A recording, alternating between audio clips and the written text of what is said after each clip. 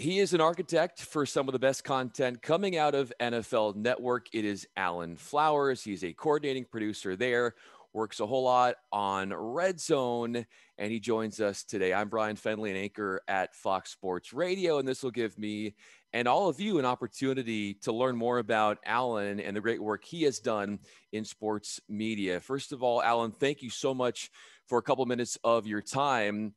How long until they name the Manhattan Sand Dunes after you, given how much you trek up and down that? I wish I did it more. They closed it for a while because of the pandemic. So it definitely kept me out of shape. So I'm looking forward to getting back there soon. In 1989, you started your career, if I'm not mistaken, at ESPN, and you were a PA. What hasn't changed within you about you since those days to what you've become today? Well, I mean, God, I was green back then. I didn't know much about TV. Colgate didn't have a TV department. We had a TV station, a radio station, a newspaper. But to go from the home news, which I started as an intern, to ESPN was quite a jump. So, the only thing is, I guess I'm still as curious as I was back then. I still love sports as much as I loved back then. I mean, I'm just a sort of sportsaholic, and I didn't know a lot of announcers back then. That was the one thing. I knew the players. Sure. I know a lot of the announcers. So I quickly got up to speed of longtime radio announcers and TV announcers that weren't necessarily household names, but were like part of teams. One of your biggest pieces of content that you're behind is RedZone, and the Athletic just did a piece on RedZone. It just had its 200th show, if I'm not mistaken. How have you seen that show transform from what it started out to be to the juggernaut it has become today? Well, when I started, I mean, it's amazing. I didn't know really how many people watched it until I started working on it, and then Scott would say my name at the end, and then my dad would get text messages. But a lot of it is, the fantasy sports. I mean, a lot of it is, people love the game of football. More fans are involved in football than ever before. And that has a lot to do with it. I mean, the people that watch RedZone are people who are really into fantasy football. Their team's not playing, or they have a bye, or they're playing early, or they're playing late. And Scott Hanson, the host, does a great job. He's 1,000% invested in the show. We talk we talk during the week, we talk before the show, we talk after the show. And when you have a great host like that, it makes things a lot easier. But, the show has just gotten I guess it's just more fervent fans. I mean, they really like the show. They really like what we do. How rigorous is the planning for a show? And like you said, talking with Scott Hanson, the host, during the week, but take us into your life and the amount of hours you're logging, making sure that this thing goes up and is running and is obviously very successful. Well, I mean, it's one of many shows I do. I mean, we do Total Access during the week. I'm hoping a show called Playbook comes back, NFL Now, and then you have RedZone. So you have. I know we don't like to do commercials, but we do have some sponsors. So sorry about that. Can't be 100% lean anymore.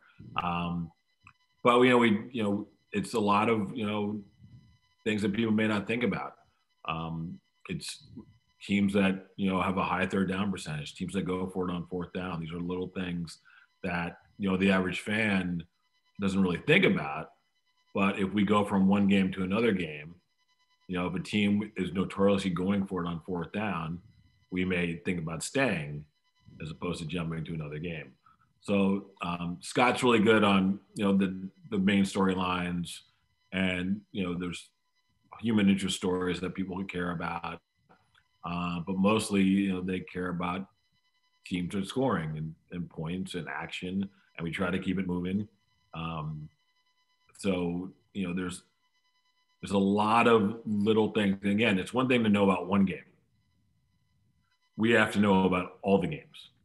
So, we have to know that's, you look at like a Fox Sports and CBS who do a fantastic job and make our jobs obviously a lot easier. But they focus on one game. They have an amazing group of broadcasters and producers and graphics, research, and they focus on one game. We have to know enough about each game. So when we go to it, we don't know exactly when we're going to get to it. So when we get to it, we have to be prepared of what is happening, what's going on in the moment. If Tom Brady is going for a record, if Derrick Henry is having an unbelievable rushing day, if somebody who hasn't done much in the first half is having an amazing second half. I mean, these are sort of things that we have to just jump into the game, knowing what's going on. If you're a Bills fan and you're following Stephon Diggs, who's having a much, what he's doing. We're watching all, let's say, 10 games in the early window. We kind of know what he's doing, but we don't exactly know what he's doing. We're ready to jump in. We have to be prepared. So we have a couple of great researchers that help Scott out a lot. We have, it's sort of like watching at a bar, basically, without the alcohol. Without the alcohol. No alcohol.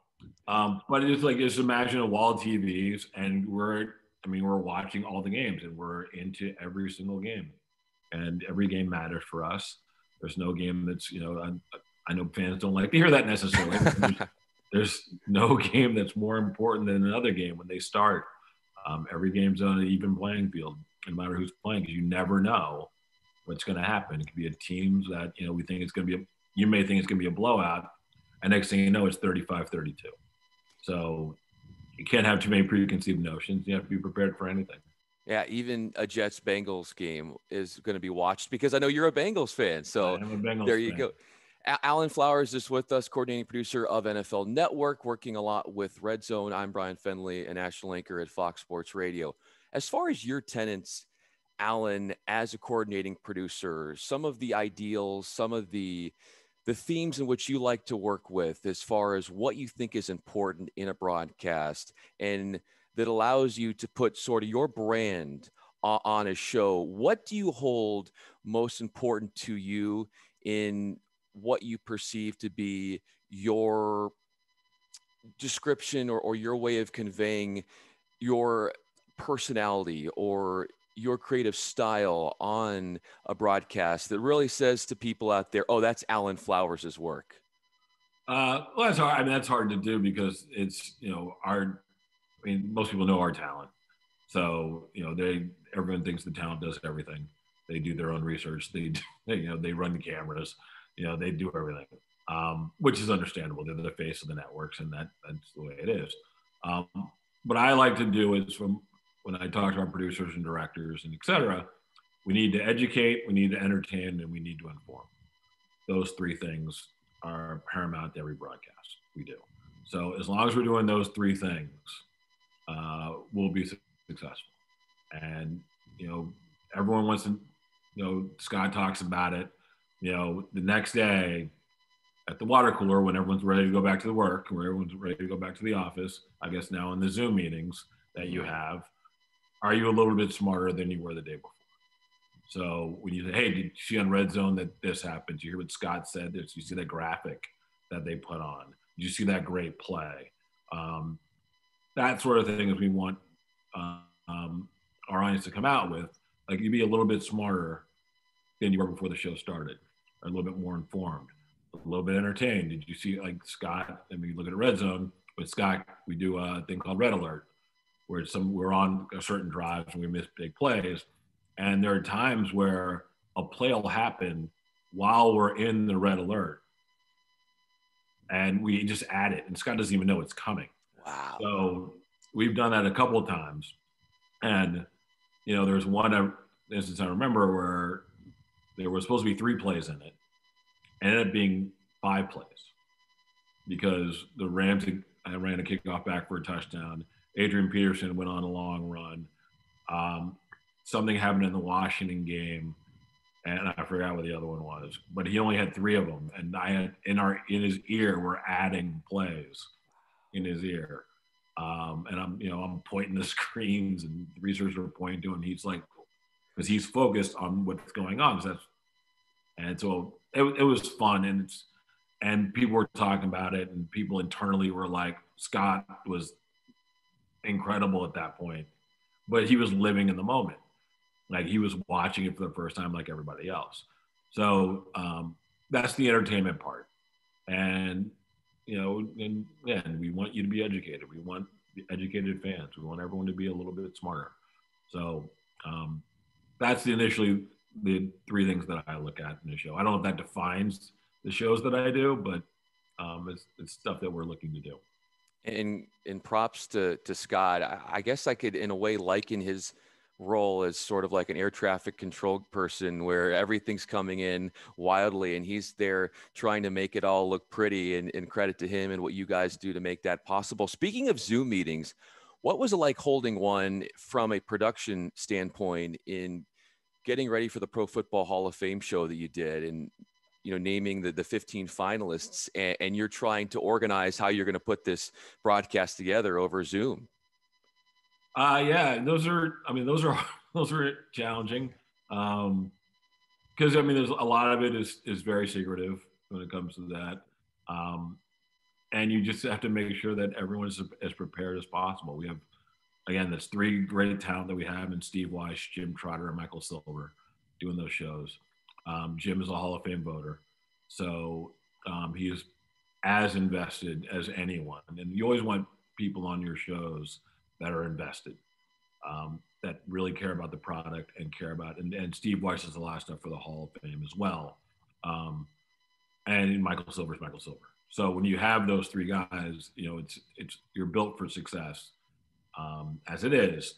From our standpoint, it's to make them let them get their information out, make them feel like they're comfortable, give them the platform to do what they need to do, yet inform the audience, who the 15 finalists are. And we did a show after the guys were announced too, and we had all 7 living people in the show. So we did interviews with Peyton and Charles, Calvin Johnson, Charles Woodson, John Lynch, even Tom Flores. We found him in Palm Springs. Wow. He was able to be on the show, and Jim got to sit with him because Jim has been pushing for him to be in the Hall. So we let Jim do that interview by himself because we wanted him to have that time with Tom. So there's certain decisions like that I think help things out and makes them feel better, makes them feel valued. And that's what you want. You want everyone on the show to feel valued, that they're a part of the process. Our Jason Brooksby, our producer, does a great job with all that as well. So we have people that are just invested in our broadcast, and that's key. A key for you is you're a big time golfer. I've done my homework. Bad golfer that likes to golf. I wish I was better. Let's put it that way. What's a funny golf story that you can share about your own game? Funny golf story. I do have a hole-in-one. I have one. Okay. I got it with my brother, who's a much better golfer than I am. And my brother's brother-in-law and my friend Larry were all witnesses. And our friend Bryan had got one as part of a tournament that we've done. It was a long time ago. And of course, we have a hole-in-one pool. Everyone contributes. And my friend Brian Barrow had gotten one on an earlier hole. And we hear the sound, and we're like, that sounds like a hole-in-one sound. That doesn't sound like a normal sound. And then 6 holes later, I was shot. My brother put his to 6 feet, and he's on the opposed. We're playing match play. It's me and his brother-in-law. I guess my brother, my friend Larry. My brother put his to 6 feet, and I'm like, we're already losing. I'm like, I got to do a little bit better. So I'm like, just keep it down and just put a good swing on it, and it went straight in the cup. Didn't roll. Just dove in. It just went straight in. Wow. And none of us really understood what happened. We just sort of like stared at it, and finally I was like, that was a hole-in-one. And Abby, my brother's brother-in-law, goes, until you said it, I just didn't believe it. And then we went in, it was a hole in one. So my brother was a little upset because he was like, that was a great shot I just hit. And then you got a hole in one. I'm like, of course, that's the only one I got. He's gotten one since. But I guess that would be the sibling rivalry lives on. You constantly finding ways to one up your brother. How nervous were you when you took the first tee at Pebble Beach? Very, very. I love that course. It's my favorite place. I was just telling a friend of mine, it's my favorite place in the world. And it's just amazing just to be there. And my caddy's name, true story, was Dustin Hoffman. Are you serious? And he was a great guy. And, when you go to, you walk, it's a walking course. There's no carts. You walk the whole way. And the first hole is tough. I mean, because it's Pebble Beach. And, but it's it's a pretty straightforward hole. You don't really see the ocean. And then you tee up, the second tee box is right by the first green. And then as you're walking down the second fairway, everything just opens up and you know why you're at Pebble Beach. It's just a beautiful place. But I have duffed a few tee shots on the first hole of Pebble.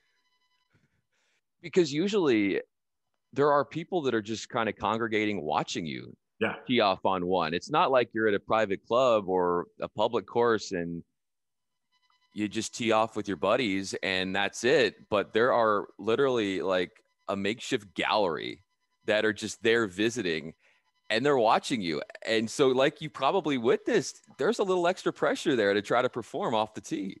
Well, their stores are right behind the tee box. So there's always people like you said, you can go, anyone can have lunch there. I mean, it's open to the public. So you have people, walking by, pro shops right there. I don't mind a little bit of an audience. A little bit of an audience is okay. I don't know how the pros do it with the stacks of people lying in the fairways and lying in the tee boxes. I don't know if I'm prepared for that. I can handle a couple of people, but I'm not prepared for large galleries. No question that is a different ball game. Where do you get your work ethic from in this business of sports media? Where did that come from? That insatiable desire to make it, to succeed, and to put out compelling content? My parents work really hard.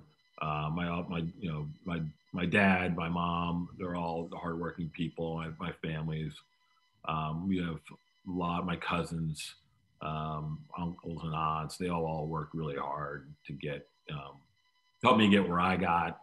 And you saw it every day. So and then the people you work with. I mean, when I was at ESPN, there was a lot of things I learned at ESPN. And there are a lot of people that are still in my life that have sort of led me where I am. I just, I still talk to a couple of them. I've just talked to a few of them. And there's things like, Dan Patrick and I started 4 months apart. And neither of us knew anybody. We're all newbies. So we used to hang out. And every night after he did a Sports Center, a PA was assigned to get him a copy of all of his lead-ins and all of his highlights. And he sat and watched all of his lead-ins and all of his highlights after every single show. He did not leave until he finished. Wow. And see something like that, it stays with you. And, I'm 23 years old. He doesn't have to do it. He's Dan Patrick. Does he have to do that? No. But he did. And he did it every night without fail. So, so there's certain examples like that. When you see things like that, they stay with you. What was it like hanging out with Dan Patrick outside of those sessions you were talking about? He's a great guy. He's actually as good of a basketball player as he says he is. Really? I give him that credit. He does. He is a very, very good basketball player. He and Kevin Frazier, who I both worked with, would always talk about who's a better basketball player. Kevin's a very, very good basketball player. He's a much better talker than Dan is.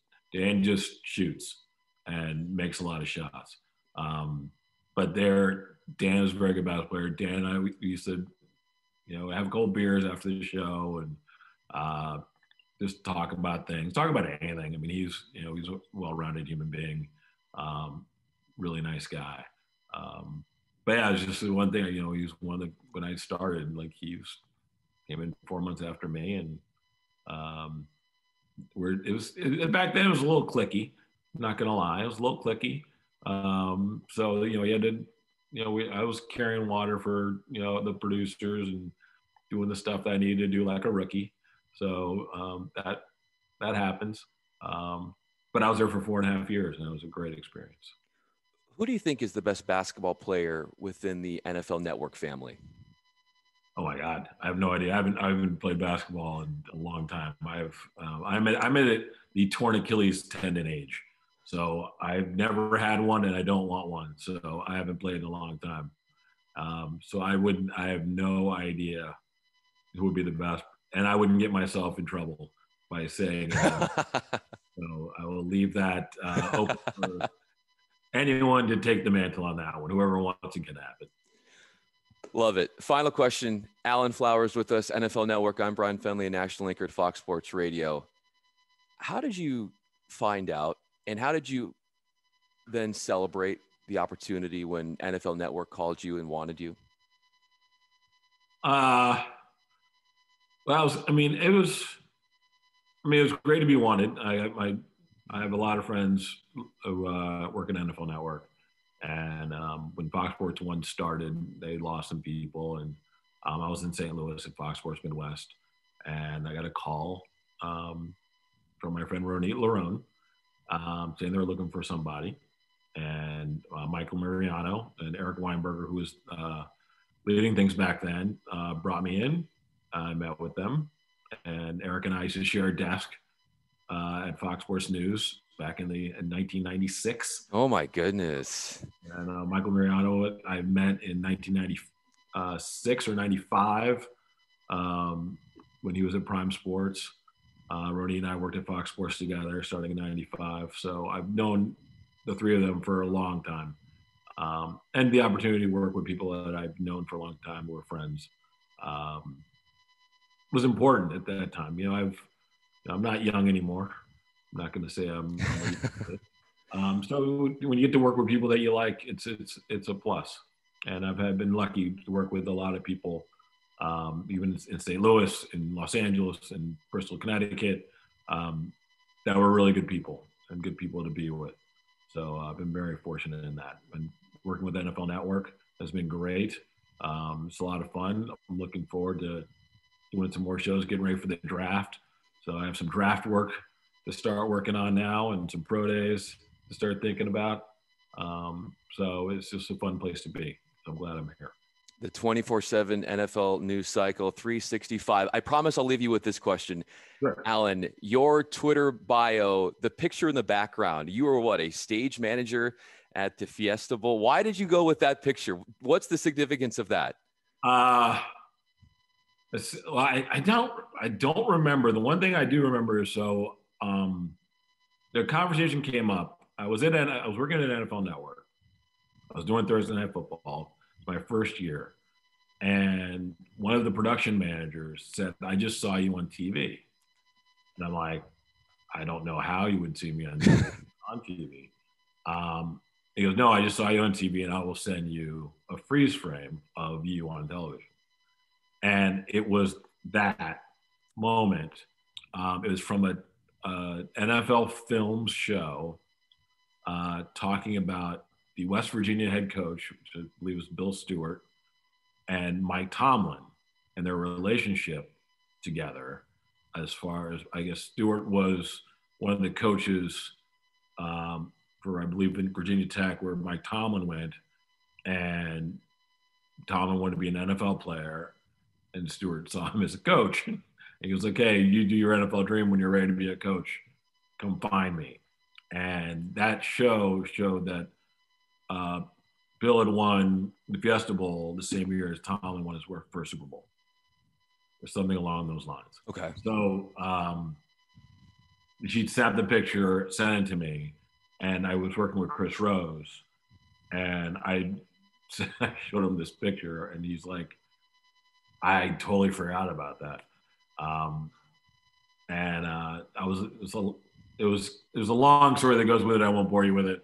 But I just remember that headset was from like circa 1945, and it was really gaudy on my head, and I was just waiting. I couldn't hear Chris, and so I'm waiting for him to hand me the trophy, and he was supposed to ask 2 questions, and he asked 4, and I'm sitting here going, I'm holding this thing. It was very heavy. The trophy was very, very heavy.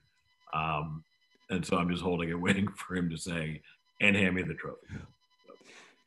Allan Flowers, an NFL coordinating producer and also a trophy carrier on the side. I'm Bryan Fenley. Allan, thank you so much for doing this. It was really fun looking into your career. Really appreciate your time. Thanks for having me. Appreciate it.